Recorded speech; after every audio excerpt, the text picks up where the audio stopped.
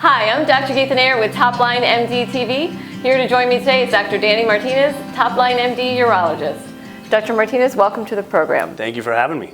So we wanted to talk to you today about a topic that a lot of men struggle with. Prostate cancer is something that every household has discussed at one point or another. What is prostate cancer and when do you need to start screening for it? Prostate cancer is the most common cancer men get other than melanoma, skin cancer. It has become very controversial nowadays. Most men that develop prostate cancer will not die of prostate cancer, rather they'll die with prostate cancer. And let's face it, if you live long enough, you're going to develop some focus of prostate cancer.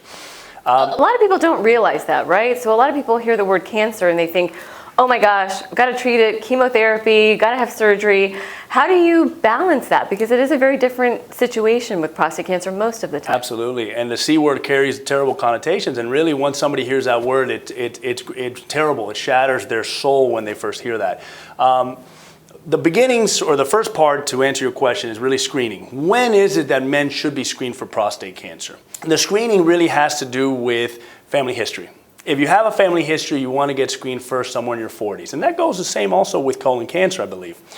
Once you've been screened, depending on the levels of the PSA in your rectal exam, then you may need to get screened again, either every year, every other year, or you can wait until you're 50 years old. Once you hit 50, it's usually every year or every other year, depending on the level of the PSA. And then once you reach somewhere around your 70s, then the conversation should be had again of when you should continue versus stopping. And that really has to do with 10-year survival. In the United States, on average, we live around, as men, approximately 80. But if you have an 80-year-old man who's extremely healthy, has no other medical conditions, and has the potential to live 100, 110 years old, why wouldn't you screen him for prostate cancer? So I think the most important take-home message is have the conversation.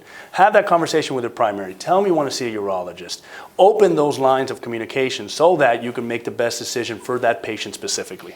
Dr. Martinez, thank you so much. I think the 3 tips we took away was, number 1, talk to your physician, keep the lines of communication open, know your family history, talk to your urologist about your family history if you're considering getting screened, and then of course being aware of the symptoms, making sure that you're not having anything that might actually be showing signs of advanced prostate cancer. Absolutely. I think the take-home message is communication equals screening equals survival, in my mind.